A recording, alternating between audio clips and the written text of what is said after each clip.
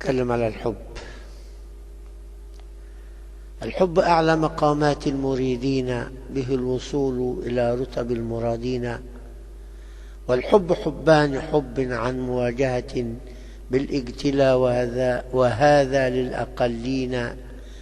والحب حبان، حب عن مواجهة بالاجتلاء وهذا للأقلين، أو فهم آيات آثار مسخرة بها الوصول إلى روضات عالينا.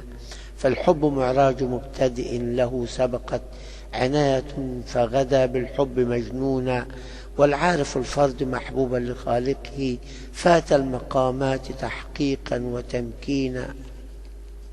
في كل نفس له نور يواجهه من عالم القدس ترويحا وتعيينا. قد فارق الكون والآيات وانبلجت أنواره، فغدا في الغيب مضنونا. لا يعرف الفرد إلا من له سبقت عناية الله، إذ يرآه مكنونا.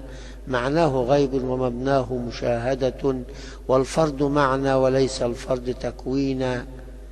يمشي على الأرض في ذل ومسكنة، هام الملائك شوقا فيه وحنينا. أنفاسه النور في الملكوت مشرقة لكل أعلين، فافهم دمت مأمونا. لا يعرف الفرد إلا ذو مواجهة، صفى فصوفي فأحيا الناج والدين. فرد مراد لذات الله منزلة، حظائر القدس بل أعلى وعالينا.